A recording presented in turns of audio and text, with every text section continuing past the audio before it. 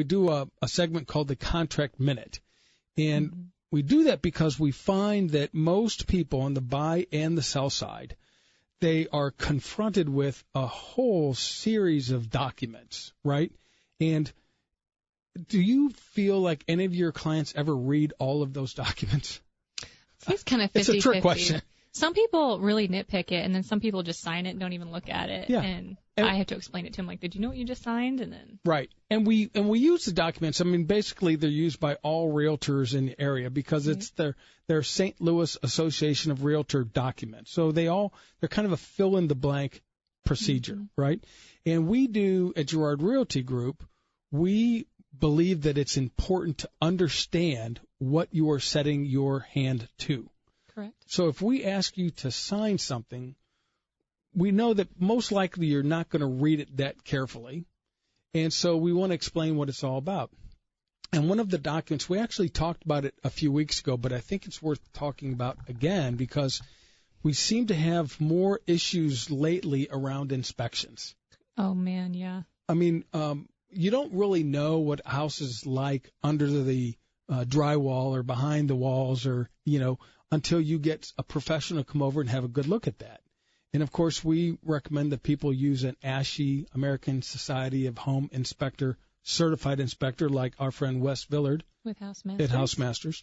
But we can't control that, and we can't tell people where to go to get their inspection. But we do know that almost every house has a number of things, anywhere from 3 to 30 things that need to get fixed. And how much a seller is going to do to prepare that house for sale, how much they're willing to do as far as correction goes. Is it the same in every deal? Definitely not.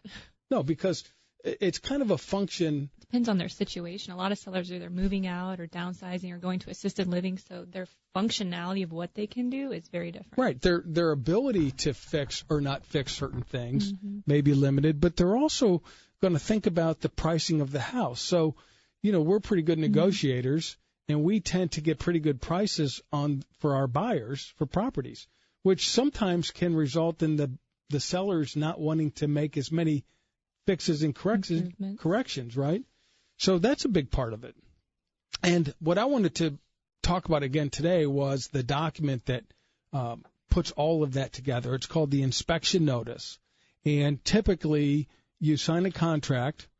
You should have an inspection done within 10 days. First 10 days, preferably earlier, so you have time to work on that notice. Because most of the time you're going to have to submit an inspection notice within 10 days.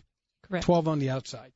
And so the inspection notice is the document that is used to make the request of the seller to make the repairs or corrections or changes that the buyer wants on their house, right? Right. And I think it's also important to note, it's not an inventory of the house, like all those 30 items, but your top, 4 or 5 things that you definitely want them to approach. Right. So if you are going to be in the market soon, or if you're under contract and haven't done inspections, you really need to know. And we bring this up because you need to know not just what documents are coming, but what their purpose is and how it works. So the way that the inspection notice is written is the buyer is going to make a list of things that they want done based on the inspection. The seller is not obligated, but it's really a second round of negotiations, right? Mm-hmm.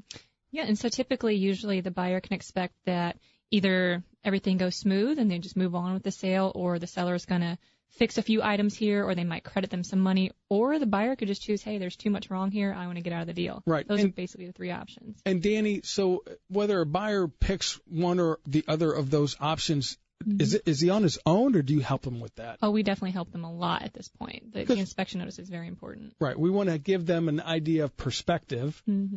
Everything is solved with money. When you're buying and selling real estate, every repair either costs money or it does not cost money. Right. And we'll even help them find the people to give them the bids for those items that need to get fixed. Right. So, again, I just wanted to bring it up because we seem to have more issues around inspections lately. And if you're in a transaction and your agent is not helping you to understand what the document is and how it works and the mechanics of it, you could be at risk of losing a deal that shouldn't have been lost, or closing on a deal that maybe you should have had a hesitation on a week or two before.